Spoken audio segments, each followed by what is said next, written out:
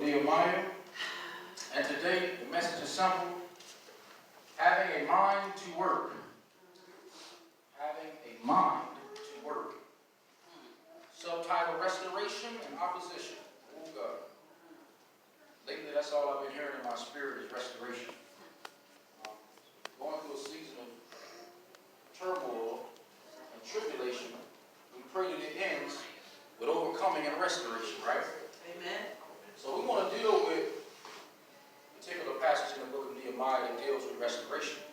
Do you all know that God can restore you? Yes. I don't hear y'all. You know God can restore you? Yes. And we serve a God who is in the restoration business. Yes. But before restoration can exist, we have to understand what desolation means. When something is desolate, that means it's dead, it's dried up. Restoration, however, is fixing that which was desolated, that which was desecrated, that which was destroyed, that which was demolished is being rebuilt. Oh God. So we're in the book of Nehemiah chapter 4.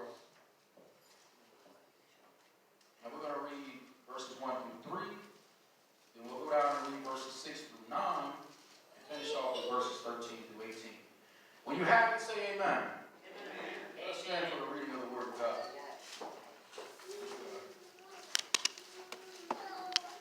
Starting at verse 1 of Nehemiah 4 says, "But it came to pass that when Sanballat heard that we builded the wall, he was wroth, and took great indignation, and mocked the Jews. And he spake before his brethren and the army of Samaria, and said, What do these feeble Jews? Will they fortify themselves? Will they sacrifice?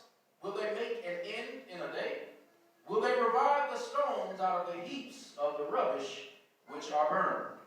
Now Tobiah the Ammonite was by him, and he said, Even that which they build, if a fox go up, he shall even break down their stone wall." Now we go to verse 6. "So we built the wall, and the wall was joined together unto the half thereof. For the people had a mind to work." Let me hear you all repeat that. A mind to work.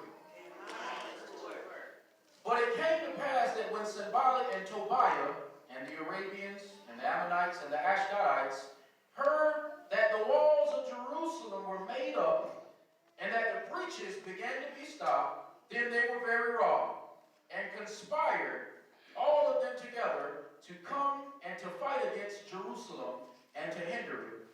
Nevertheless, we made our prayer unto our God and set a watch against them day and night because of them." Now we conclude verses 13 to 18. "Therefore set I in the lower places behind the wall, and on the higher places. I even set the people after their families with their swords, their spears, and their bows. And I looked and rose up, and said unto the nobles, and unto the rulers, and to the rest of the people, Be not ye afraid of them. Remember the Lord, which is great and terrible, and fight for your brethren, your sons, and your daughters, your wives, and your houses. And it came to pass when our enemies heard that it was known unto us, and God had brought their counsel to naught, that we returned all of us to the work. The other half of them that held both the spears, the shields, and the bows, and the habergeons, and the rulers were behind all the house of Judah. They which builded on the wall, and they that bear burdens, with those that laid it, every one with his hands wrought in the work, and with the other hand held a weapon. For the builders, every one had his sword girded by his side, and so builded. And he that sounded the trumpet was by me." You may be seated. You may be wondering why I covered so much of that particular passage, because it's a very rich passage, and I do believe in reading the context. Constantly in our Bible studies, whenever we do them on Wednesdays and Thursdays, something that you will hear reiterated quite often is context. And if we're reading the Bible, or we pick out a particular passage, we need to understand that we need to read that passage in its complete context. So if you come in and you read verse 13, it will do you justice to read from verse 1 to verse 13. So you're not only getting a portion of the passage, but you're getting its original intended meaning. So here where we're at in history is the Jews had been taken into Babylonian captivity. That means they had been taken as slaves into the land of Babylon. Now when King Nebuchadnezzar, who was the king of Babylon, came to take the Jews, the people of God, away from Jerusalem and bring them into captivity, he destroyed and laid siege to the temple.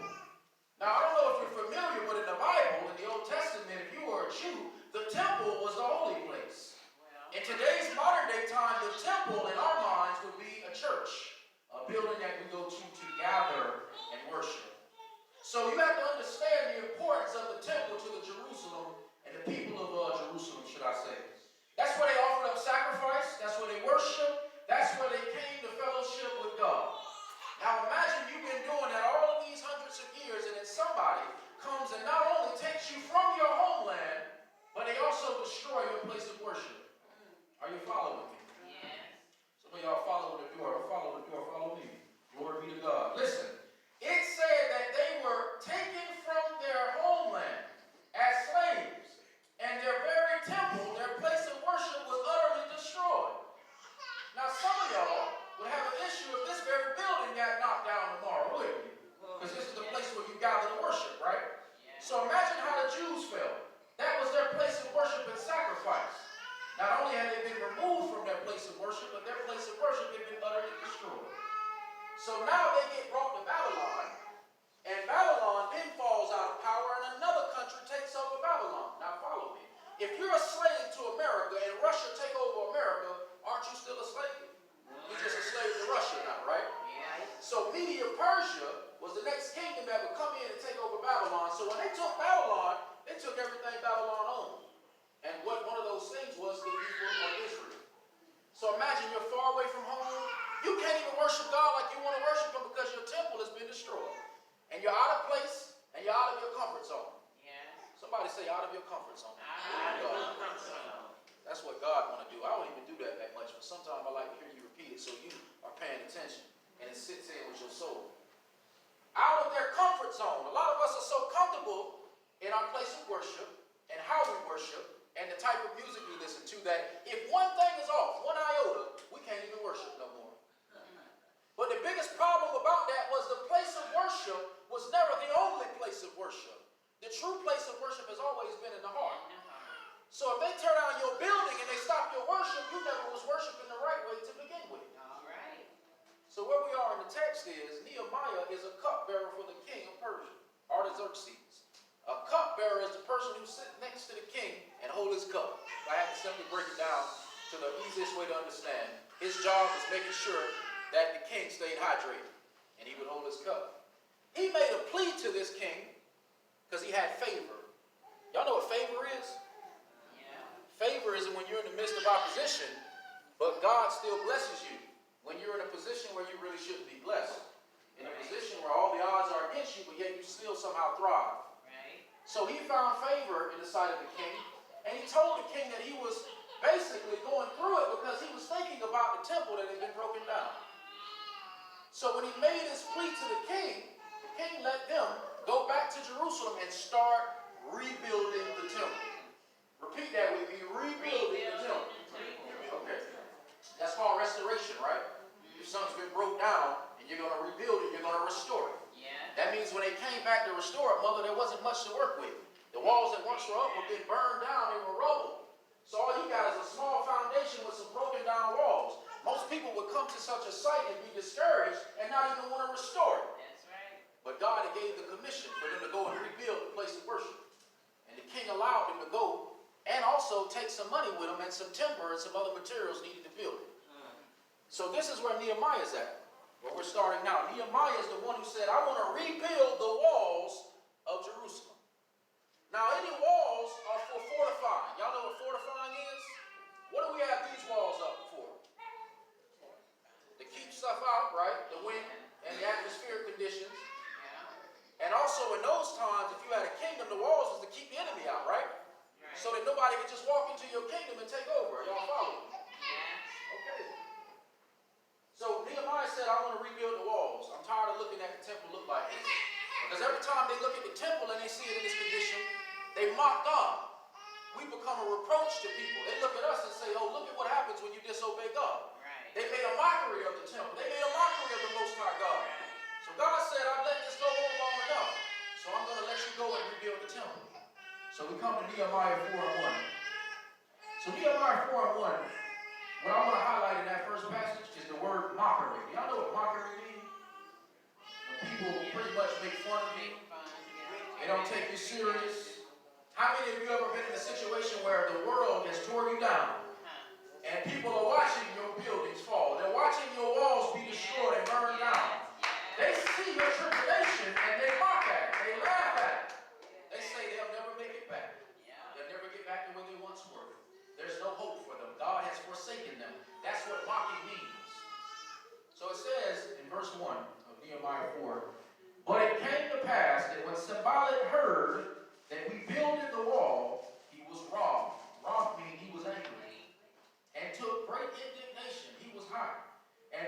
the Jews. So this Sanballat must have been someone in that area. And he see these Jews coming back to rebuild this wall that has been broken down and utterly destroyed. And he started laughing at them. But he was also angry. Why was he angry? Because they was making an attempt for restoration. Listen, the enemy doesn't have a problem with you while you're laying in your circumstances. But when you say, I'm going to get out of my circumstances, and you set your mind to work to restore that which was taken from you, the enemy lays his sight on you. But at first, he's not that threatened because he doesn't even think you can restore that which was destroyed. Well. So you're not a threat yet until you start laying brick upon brick, stone upon stone. I hope you're following me. Yeah. A lot of y'all have been utterly destroyed. The enemy done whipped you all this year. And there's people looking at you like they're not going to make it back. Look at all this stuff they're going through. God, I thought you was a Christian. Thought you had favor. Where's your God now? They begin to mock the Most High God. And you start to try to restore, and the enemy is not threatened by it. He's laughing at you because he thinks what you're doing is an impossible feat. But watch this. It says, and he spake before his brethren and the army of Samaria. This is the guy, Sanballat, that was mocking the Jews. And he said this, what do these feeble Jews? You know what that means? What are these weak people doing? Oh, God, I hope y'all following me. The enemy looking at you like, what is this weakling doing? I'm beating him down so bad, I know he's ready to throw in the towel. I know he's ready to give up. What is he doing? These feeble Jews. Will they fortify themselves? Meaning, will they build up the walls again? Will they sacrifice? Will they worship? Will they make an end in a day? Now, when the word says, will they make an end in a day, will they be able to rebuild the temple in just one day? He's mocking them. Will they revive the stones out of the heaps of the rubbish which are burned? I can stop right there. You know, revival means bringing something back to life, right? Church, I'm going to talk to y'all for a second. And I want to get up close and personal because I really want you to understand what revival pertains to. We see people every year schedule these gatherings called revivals, right? Right. Now, what is a revival? They get a tent, they get some music, and they get a preacher to come from out of town, and they label it revival. But revival is defined as bringing something that was once dead back to life, right? Yes. So, is it safe to say that if dead people walk into the revival, and dead people walk out of the revival, that that wasn't a revival at all? Amen. Because revival means something is dead, and it's about to have life breathed back into it. Yeah. A lot of y'all situations is dead. Yes. The enemy has already called hospice on your situation. Funeral arrangements have already been made. They got somebody to sing and preach your funeral, and you're not even done yet. So revival means bringing something back to life that is dead. So how do we have all of these revivals and people walk out in the same condition they walked in? Yes.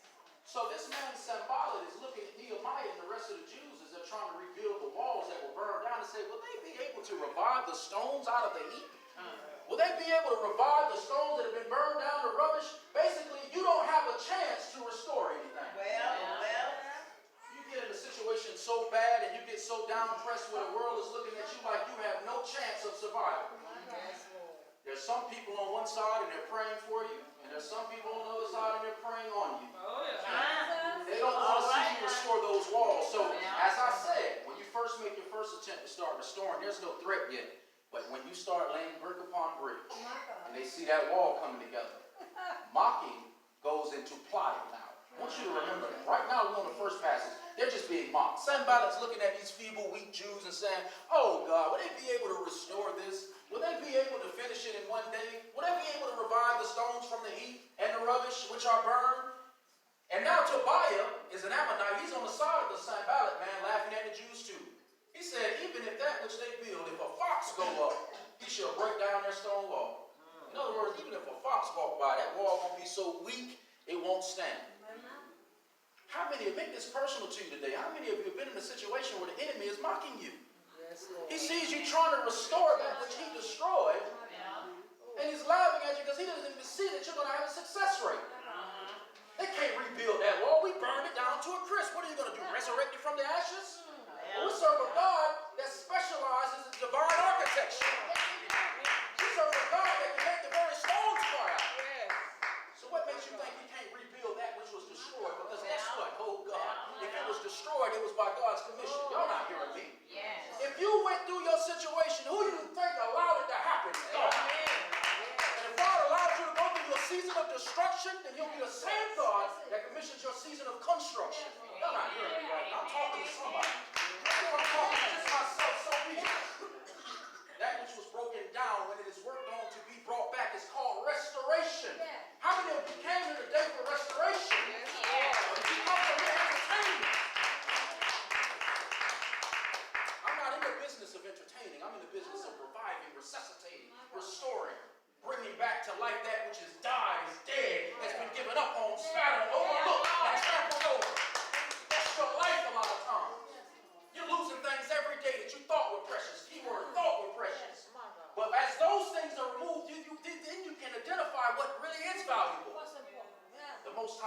your life, family, health. Those are the things that you deem valuable once those things you thought were valuable are stripped from you. Yes.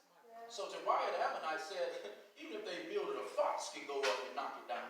The enemy will mock you when you start your restoration. And when you start to try to revive that which was destroyed, what you will garner is an audience. Remember we talked about that in Sunday school this morning. God loves to perform with a packed crowd. Yeah. You're mad because you're like, God, why can't I just go through this in secret? Come on, y'all know what I'm talking about. You don't want everybody in your business. You don't want your season of struggle to be plastered on the boards, the billboards, and on TV and in everybody's lives. You don't want them to know what you're going through, but God does. Because as I'm going to keep repeating to you, they can't see God, but they can see your circumstances. And if it takes your circumstances for them to look a little deeper and see God, then so be it. Yes, Lord. So now, after the mocking comes opposition. Remember I said when they first started to rebuild it, it wasn't a threat. The Samaritans were looking like, oh, they have no chance. They just was mocking them, laughing. They were laughing at them like, oh, they're never going to rebuild this wall. But when brick upon brick get laid, mocking turns into opposition now. Yeah. And plotting. So Nehemiah 4:6 says, so built we the wall. Now notice that the Jews did not allow the mocking of the enemy to stop them from working. That's right. You shouldn't allow the enemy talking about you're never going to make it, you're never going to survive, to stop you from building. Remember, the topic is a mind to work. It's a made-up mind that keeps us able to construct even when the devil is trying to take up what we're laying down. So it says, so built we the wall, in Nehemiah 4:6.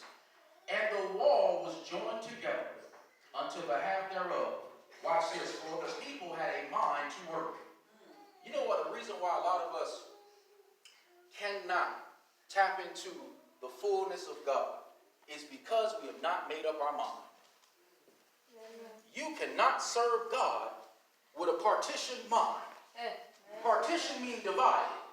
As the scripture has said in James, a double-minded man is unstable in all of his ways. You won't be able to build anything or sustain anything if your mind is 50-50 to God and 50-50 to the world. It said they were able to build the wall. Now watch what happened. At first they were being mocked, but now the wall's coming together. Now don't two walls got to connect? They call that a cornerstone. Oh God, that's the most important part of the building. It's where two walls that were once separate are joined. So now you're going to see a shift in the enemy that was once laughing until now he's going to start plotting. Oh, they're doing too much. They started off with just rubbish. Now we're starting to see something come together now. Walls are joining together. Uh-oh, there's a problem. But why were the walls joining together? Because the people have a mind to work. Most saints don't experience fire in God because they don't got a mind to work. You out there still playing. You still attached to the world. You can't stop smoking. Can't stop drinking. Can't stop partying. God has said you want full results, but you give me half obedience. It won't work. You got to make up your mind. When you follow Christ, everything else don't matter no more. It ceases to exist. Every bit of fun, which my elder Lawson defined as flesh under nourishment, no longer exists. You redefine what pleasure is. You redefine what peace and joy is. Peace and joy is in your word now. It's in prayer. It's in the immediate presence of God. It's not in the presence of a club and some drinks. My God. But you got to have a mind. Because if you don't got a mind, the devil is going to do everything to distract you and deter you. I sit up here and preach sometime when I teach Bible study, and it irks me. I'm going to be honest with y'all. Can I be honest today? I'm going to do it anyway. It irks me when I see people so easily distracted. But yet, if I turn on your favorite TV show right now, you'll be all in. But the Most High is speaking through his vessel right now, and you're so easily distracted by the elements of this world. The door opened. Somebody burped over there. You already turning around. You about to miss your blessing. Pay attention. This is the Most High God. This is the most powerful literature in the world. The key to everlasting life. If I threw out $1 million right now, you'd break your neck and come up here and get it. I'm giving you something worth more than $1 million. The everlasting water springing up into life. The Holy Ghost. You can get that today. It's more valuable than anything. You give the world your undivided attention, but when God speaks, you start to partition your attention. I'll prove it. How many of you ever started reading the Bible and you get tired immediately? Some people told me you want to go to sleep, read the Bible. Oh God, ain't that a sad truth? You know why? Because your flesh knows you're reading the manual that's going to give it step-by-step instructions on how to kill it. I'm not going to tell my enemy how to kill me, so imagine how your flesh feels when your spirit starts reading that word.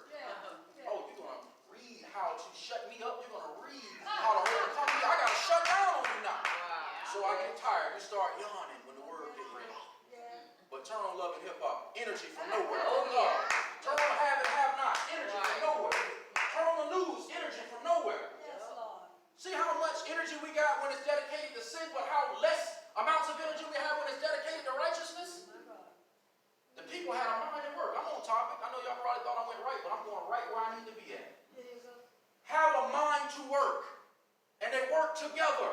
That's what the body of Christ is supposed to be. A unit of individuals working collectively and collaboratively together for one common purpose. The building up of God's temple. It's not this building, it's here. This is the temple now. You can knock this building down. You can take my non-profit from me and I'm still going to preach because I am the temple now. Oh God. But they work collectively together for one common goal. They got tired of looking at their temple in destruction. Today you should look at your temple, and if it's in ruins, you should get tired of looking at it like that, and you should start some reconstructive labor. They work together. It says that now the walls were joined together. Oh God. For the people had a mind to work. If only the church can get a mind to work. If only we can say one Sunday we're not going to have service. We're going to get together and go feed the homeless. We're going to get out here on North Street or on Ridgeway to preach this gospel. And we're going to do it in numbers and in unity. That's when you have a mind to work. But some people want to watch the other person work while they sit back in the shade with lemonade while the other person is sweating and perspiring and laboring. In the ministry that I run, I'm not creating people who to just sit in pews and warm the seat. I'm training disciples and ministers and evangelists, pastors, prophets, and apostles. I don't want you to sit up under me. I want you to go out there and preach the word. That's the commission. The people had a mind to work. Verse 7 says, but it came to pass. Now watch how their mindset changed. When they heard that the walls were actually joining, oh God. It says it came to pass that when Sanballat and Tobiah, the mockers, and the Arabians and the Ammonites and the Ashdodites, these are the people that were laughing at the Jews for building a wall. Watch this. When they heard the walls of Jerusalem were being restored. That's what being made up means. At first there was a joke because they didn't think it was possible. But when one wall joined another wall, watch this. When they heard that the walls were being made up, which means being restored, and that the breaches began to be stopped. You know what a breach is? Breach is a gap. If you're trying to fortify your walls from the enemy, you don't want no gaps, right? You don't want no space for the enemy to get in, right? Well, I'm talking to somebody. A lot of y'all got gaps in your walls. You can't fortify your soul when you got gaps in your flesh. The devil said, I'm going to find that one area that's not fortified, and I'm going to creep right on in there.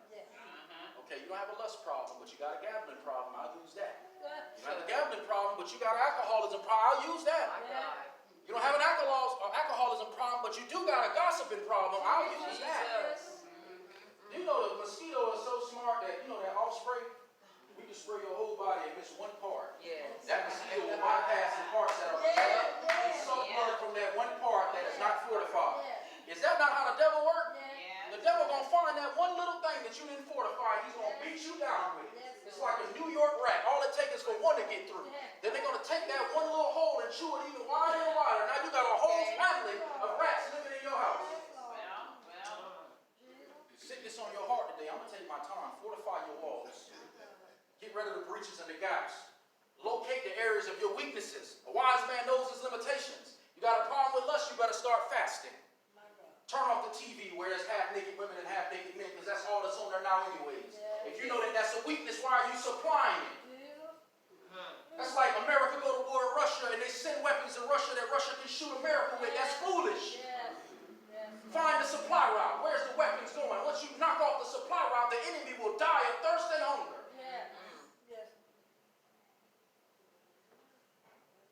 It says, and when they noticed the breaches began to be stopped, watch this, then they were very wroth. You know what that means? They were angry.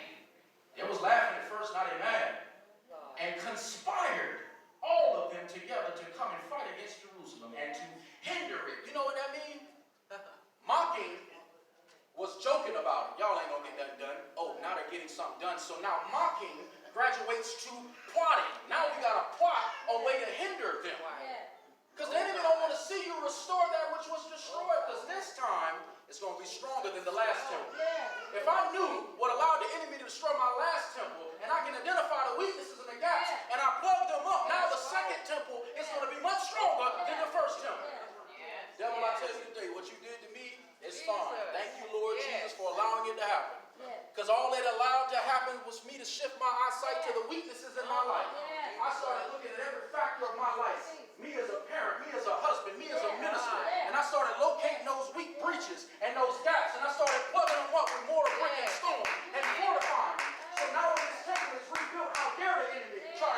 gates again? Do you Well, see how tribulation can give you insight? yes, Lord. Do you see how going through something will make you open your eyes and see the weakness? Some of you may have children right now that you have access to right now. You're not taking full advantage of them. Oh, God. You better learn from my situation. Oh, God. You better learn that if you got a child, that's the most blessed thing you can have. You better hold on to them. You better guard them. You better protect them because the enemy is after them. Oh, God. Look at my situation and take notes, please. Jesus. You got a wife that loves you, you better hold on to her. Because a wife is a hard thing to find. The Bible says when a man finds a wife, he finds a good thing. Does it not? Yes, Lord. Amen. But a lot of us don't notice this until we get in a situation where we start losing things. Yes. You start to look back and say, man, oh man, I wish I'd have woke up and just watched cartoons with my kids. I wish I'd just took them to the park a little bit more. I wish I'd have just held them a little bit longer. You don't have access to them like you used to. You start to regret what you didn't do before. You don't know your water till the well runs dry. Glory to God. So now the enemy's angry and it says he's conspiring against them. How do we stop them from rebuilding this wall? We thought it was a joke and impossible at first, but now I see some progress and we got to stop that. I don't like them rebuilding this temple because it's going to prove that when we was laughing at them, God was laughing at us. So we got to stop this somehow. So watch this. They're conspiring, but Israel's praying. Y'all hear what I'm saying? The enemy was P-R-E-Y-N-G. Yes. But God's children were P-R-A-Y-N-G. Y'all know what I'm saying? Yes. The enemy was praying Yes. P-R-E-Y-N-G to try to stop them from building the wall. But Israel was praying P-R-A-Y-N-G to continue building the wall. Who's doing more work? Is the enemy praying more than you're praying? God. That's the question for you to answer to your own soul today. So 9 says, nevertheless, even though they were conspiring against us, what did we do? We made our prayer unto our God and set up a watch against them day and night because of them. There were some people that slept while the other people were watching for the enemy. When they went to sleep, the other person stepped in their shift and they started watching. Oh God, the Bible says watch and pray, does it not? Yes, it does. You remember the situation in the Gospels where Jesus was finna go to the Garden of Gethsemane and he had some disciples with him and he said, listen, I'm finna go pray to the Father because the hour is coming when I'm finna be led, when I'm finna be betrayed. Can y'all just stand up and pray and watch? He went and prayed. He came back on 3 occasions and the disciples were asleep. And he got angry. He said, you couldn't even stand with me for 1 hour and watch and pray? Yes. Watch and pray. That means pray unto God, but keep your eyes open for the enemy. A lot of us just sleep like the disciples and wonder why the enemy can sift us as wheat. He said, pray, watch and pray, lest ye enter into temptation. I'm telling you now, watch and pray, lest you enter into temptation. So they started taking shifts. Hey, while I'm working, you sleep. While you sleep, I'm working. Vice versa. We're going to switch it up. Because we know they're conspiring against us. Now, the question is who told them? Oh, God. Who told the Israelites that the enemy was setting up plans? Because they never mentioned it in the text. You know who told them? God did. That's what we call discernment. Yes. The most absent gift in the church. Everybody want to speak in tongues and lay hands, but don't nobody got discernment. Discernment is the ability to interrogate and examine spirits. It'll show you things that this world won't show you. It'll let you know that that person who's come cloaked as a friend is really an enemy. It'll let you know that pastor that comes like a sheep is really a wolf. It'll give you insight to things these eyes don't give you. God told them, listen, they're coming to get y'all. Watch and pray. Yes. Now, oh God, there's so many places. One thing I want you to keep this in your mind. When you set your mind, the enemy sets his aim on you. The moment you make your mind up, that's when the enemy sets his aim on you. You know, sometimes God will let the enemy know about you. In the book of Job, Satan knew nothing about Job until he said, have you considered my servant Job? But when you set your mind, that's when you become a target for the devil. Oh God. Now, I want to spend some time on the breaches, the gaps we talked about, closing the gaps. That's talking about the temple, but let me tell you about how you need to close your gaps. 1 Peter 1:13 says something that I hold on to when I find myself in distress. It says, wherefore, gird up the loins of your mind, be sober. Y'all know what that means, right? And hope to the end for the grace that is to be brought unto you at the revelation of Jesus Christ. The only part of that I want to talk about is gird up the loins of your mind. You know what gird means? Anybody got a belt on right now? Tighten it up. Tighten up. They tell you that when you're getting too loose in this world. Tighten up. Get it together. You tighten it up so it's not loose, right? Right. Oh God, some of us need to tighten our minds up. We got so much space in our mind that the devil can just come in and sow all kinds of seeds of discord. Yes. You went to sleep. The enemy planted some seeds. You woke up and it was a forest. And that's because you had room in your mind for the devil to creep in. That's what closing the gaps means. Gird up the loins of your mind. Loins represent the reproductive area. Yeah. But how can you have loins in your mind? Well, your mind reproduces too. Did you know that? Yeah. Your mind has the ability to create or destroy. Everything that has ever happened on this earth, whether it was good or bad, started in somebody's mind. Adolf Hitler and the Holocaust, you know that started as a thought, right? Yeah. But when you think, it becomes to manifest itself if you think on it long enough. What I'm telling you today is you need to find the areas of your mind where there are gaps and you need to fasten them up. Get your mind ready. You know why somebody fasten their belt? That means they're getting ready to move. Oh God. Some of you have settled into this world so much you bought stock in it, you got mortgages in it, and then when God comes, you're going to say, I just can't leave behind my precious possessions. The Bible says, when he comes, if you're on the top of the roof, don't go back down in the house and get your possessions. You better leave it there. Because by the time you go back to get it, you're going to perish with it. Why are we investing so much into the stock of this world, but not laying our treasures up in heaven, as Matthew 6 tells us? Oh, God, listen. When they had the Passover meal in the book of Exodus, that means it was time for them to get out of Egypt. The Lord said, listen, after this last plague, they're going to kick you out of Egypt. You better have your stuff ready. Say, eat this meal with your shoes on your feet and your waist fastened. That means after you eat this meal, ain't no time to sit and let it digest. They're going to kick you up out of here tonight. You better be ready to move. But I'm telling you the same thing. A great exodus is coming into this world. The Lord Jesus is on his way. And I pray to God that you're not bringing luggage from the world with you because it won't come with you. I pray to God that you don't look back like Lot's wife do and turn into stone because God told you to look ahead where salvation was, not behind you where destruction lies. Right. Amen. Gird up your minds. Assess the breaches in your mind. See where the enemy been creeping in at. And close that spot up. We used to do it at the house. If you seen a hole somewhere, you would go get this metal fencing type stuff. My dad was a maintenance man, so he handled stuff like that. You would cock it and you would fortify it because you didn't want that roach or that rat to get in your house anymore, right? We can apply that to our house. Why can't you apply that to this house? It's time to fortify those areas where the devil has been creeping in. So then, what we've discussed so far is, when they first started building the wall, people didn't take it serious. They was mocking it. But then when the walls began to join, mocking turned into opposition. Now, how do we respond to the enemy's opposition? We respond with preparation. That's what this message is about today. Be prepared. Get ready. Because the time of trouble is at hand. The devil is knocking on people's doors. He may be at my house this week, but he might be at your house next week. So while you sit watching me go do what I do, you might want to lock your doors. Get prepared for what's coming your way.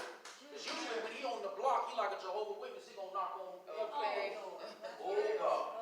You're trying to rest and he's knocking on your door. So the next part I want to deal with is a passage of Nehemiah 4, verse 13 through 18. Preparation. And it says, therefore, this is Nehemiah talking, the one who actually put the rebuilding in place. Set I in the lower places behind the wall, and on the higher places. I even set the people after their families with their swords, their spears, and their bows. In other words, he said there were certain parts of the wall that was low, that was still broken down, and there were certain parts that were high. He said, I set people on both sides. And I didn't just sit them there to look. I gave them swords, I gave them shields, and I gave them bows. That means those who were once laboring are now prepared to fight a war. Do you know that when you labor, you got to be, I hope y'all don't miss this revelation. Glory be to God. Listen, in spiritual terms, when we say we're laboring, we know what it means physically. That means hard work. But when we say we're laboring, we're sowing seed. We're planting the word of God into the hearts of men. We're evangelizing. We're not only preaching, but we're feeding the homeless. We're helping people out that are in need. We're also doing what we say and what we read. We're not just being hearers and not doers. That's labor. But while you're laboring, don't think that the enemy is going to sit there and watch you just plant seeds without trying to create some type of issue to stop you from doing that. A wise man told me, when you step on the devil's territory, I hope you're ready. Because he's not just going to let you operate in his realm without trying to put forth some type of opposition. So what Nehemiah was doing was he was giving these people who were just laborers, and he was turning them into soldiers. You know the Bible says in one hand they had the tool, in the other hand they had a spear. Called multitasking, huh? You ready for building a wall and killing somebody at the same time. A lot of the pastors and leaders of the church are making grand mistakes because they're teaching the people how to labor, but not how to fight in the spiritual realm. Y'all not hearing me. They're training people how to go evangelize, and that's beautiful. That's one part of it. They're not teaching them about the spiritual warfare that is accompanied with that laboring. That while you're out there, your body's going to get touched. You might get sick. Your children might go through it. Your household might go through it. Your finances may take a hit. Your job may take a hit. People that you thought loved you are going to turn on you. People that you used to pray for in the altar call are going to look at you like you ain't nothing now. Listen. This comes with a price. So Nehemiah said, I set them at the wall, and I gave them swords, I gave them spears, and I gave them bows. Oh, God. Now watch this. He told them, be not afraid of them. Remember the Lord, which is great and terrible. I'm telling you today the same thing the message in Sunday school told us. When the people of Israel were by the Red Sea and they were camping out and they seen Pharaoh come up behind them, they were sore afraid, terrified. Moses said, don't be afraid of them. For the Lord will fight. Hold your peace. Listen, I'm telling you now, I don't care what the devil is planning against you. Hold your peace. Be not afraid of them. Remember the Lord. I was saying this earlier in Sunday school that we have amnesia when it comes to God.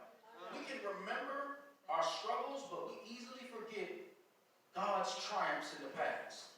Sometimes, like my wife said this morning in worship, all you need is a memory. If you're in a situation right now where you're kind of questioning, oh God, is he really with me still? Am I ever really going to make it out of this season I'm in?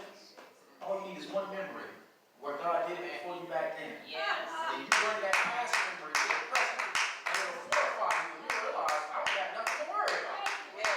Worry and faith cannot cohabitate.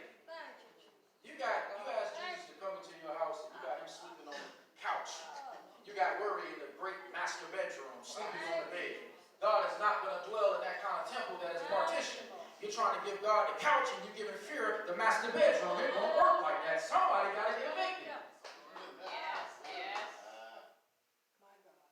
So he says, be not afraid of them. Remember the Lord, which is great and terrible. Now watch what he said. He said, remember the Lord. He said, fight for your brethren. That's your brothers. Your sons and your daughters. I'm talking to somebody right now. Your wives and your houses. Do you see what he said? Fight. Remember the Lord. Now fight for your brothers. Fight for your family. Fight for your sons. Fight for your daughters. I'm here to tell you today I'm fighting for all of them. In the mighty name of Jesus. I'm not going to allow the devil to walk and tiptoe through my house without me putting up a fight. Are you fighting for your family? Men of the household, you are the high priest of your house. If anything happened in your household, it's your fault. Because you allowed it to come in. The Bible says no man can spoil the goods of someone's house unless he bind the strong man. That means you come to my house, you got to bind me first, and I'm not going to go down easy. Be the man of your house, not only on the workforce, but in the spirit realm. Not just clocking in and clocking out every day and putting food on the table, but praying and interceding for your family. Fight for your children. What are you fighting for? Some of y'all ain't fighting because you don't even know what to fight for. You take what you got for granted, but I'm telling you, you better stop. This very breath you got in your lungs, you don't even own. God will snatch it from you in a second. You'll be around here dead. The rich man don't even own his next breath. Listen, this is serious. He says you better fight. Verse 15 says, and it came to pass. I love those words. You know when God makes a promise, it's going to come to pass? That's one of my favorite words. It came to pass. There's nothing that God has promised me that will not come to pass, because God is not a man that he should lie nor repent. If he said it's going to happen, I don't care what happens between when he said it and when it happens, it has to happen. I don't care what kind of obstacles or stumbling blocks set themselves up to try to stop that promise. It has to come to pass. It's not my job or how it's going to come to pass. It's not my job or when it's going to come to pass. But it is my job to know who said it's going to come to pass.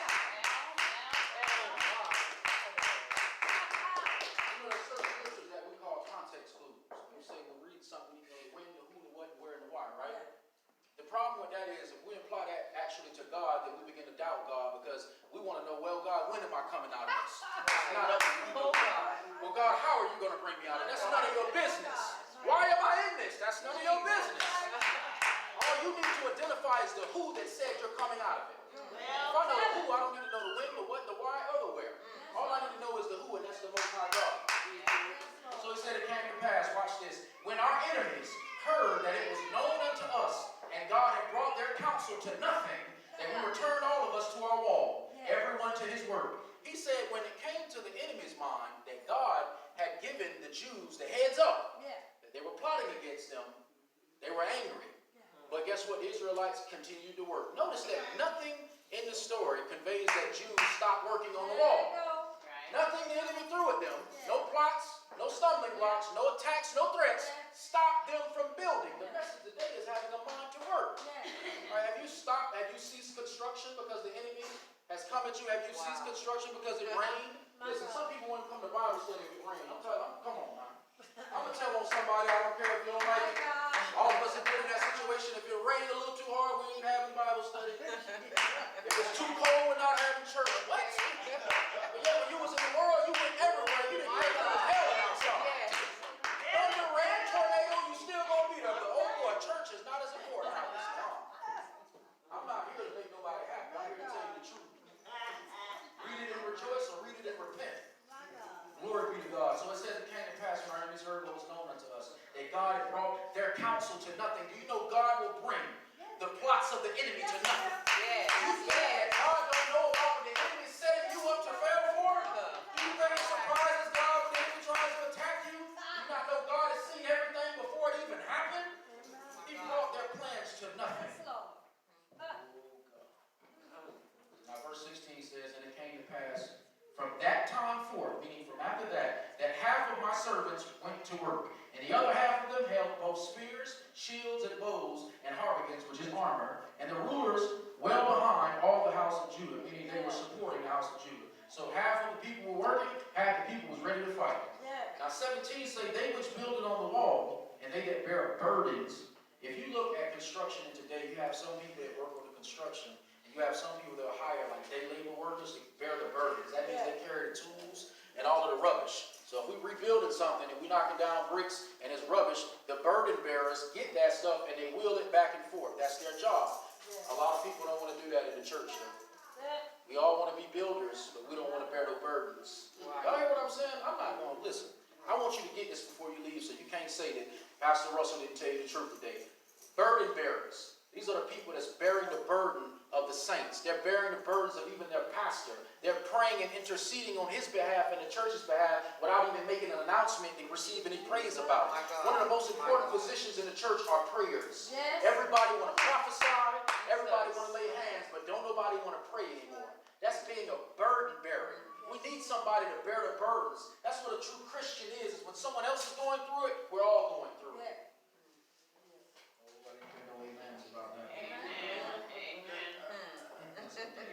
All right, it says, they which builded on the wall and they that bear burdens and those that laid it. Everyone with one of his hands wrought into work and the other hand held a weapon. We already talked about that. It says, for the builders, everyone had his sword girded, fastened by his side, and so builded. And he that sounded the trumpet was by me. What this is saying is that the workers were weaponized. Yes. Are we weaponizing our workers? Or are we just sending them out there in the enemy's turf to be destroyed? Are we giving them the tools to fight this spiritual warfare, as Ephesians 6, verse 10 through 17 states, that we're not wrestling against one another? I'm here to tell you, if you're fighting against your brother, you're fighting against your manager or your fellow employee, it's not against your daughter, your nieces, or your nephews.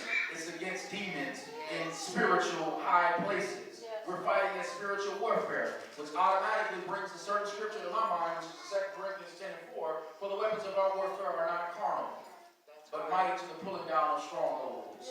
You know, that means your weapons are pistols and bulletproof vests or cursing people out. That's not your weapons. Your weapons is the Holy Ghost. The sword of the Spirit is the Word of God. The arm of God, the hand of God, the refuge of God, the Word of God. Those are your weapons. So it's time to weaponize the church.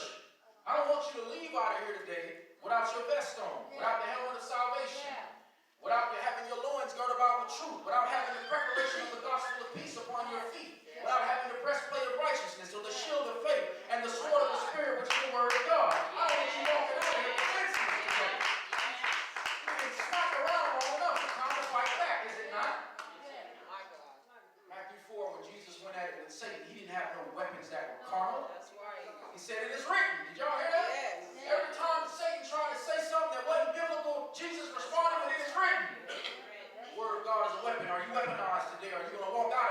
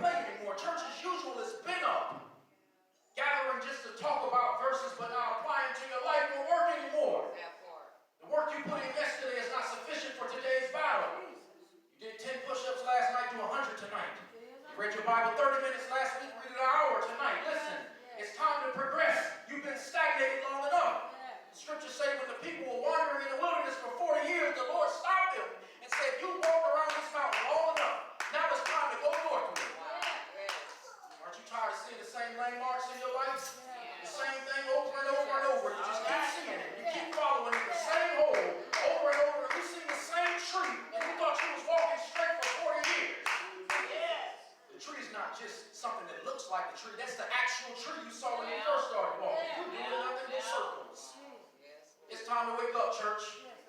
It's time to get it together and fight. You got to put in work. This is not easy. It says, "He who endures till the end shall be saved."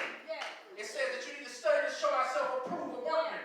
Need not be ashamed, rightly dividing the word of truth. That means get into a book. It says, "Be not hearers and only just hearers, but doers as well." Hear the word of God and do it. Stop just reciting the scriptures and implement it in life. You want to be successful, see some power? Put this word into place. Let the Spirit of God open up your mind to the scriptures. Surrender and throw every doubt that's been holding you back from God. You can throw your hands up today and say, "God, give me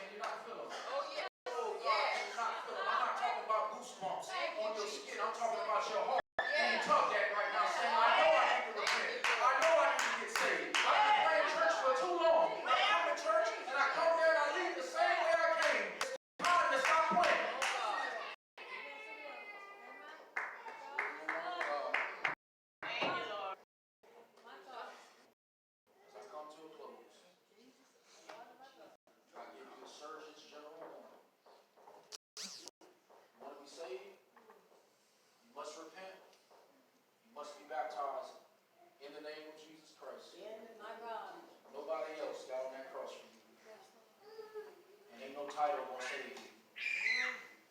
Son and Holy Ghost of titles. Jesus Christ is the name above every name.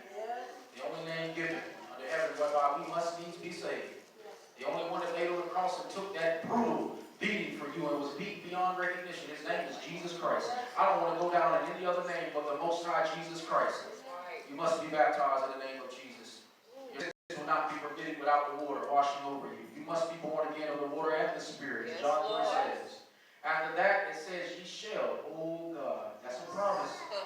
"Ye shall receive the gift of the Holy Spirit."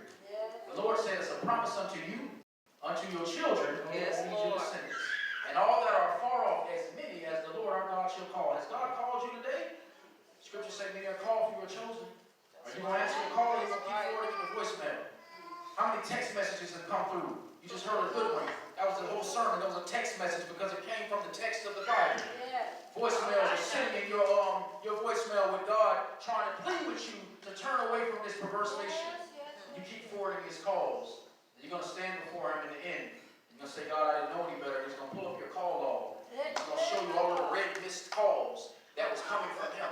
Every time you heard a message that pricked your heart, you didn't respond to it. Every time a stranger told you about your life and he don't know you from a can of paint, but he prophesied over you that it's time to repent, and you denied it and didn't reply to it. God is going to bring all of that to an account one day, and when you stand before the great and terrible Lord, oh God, it's going to be a time to repent after that.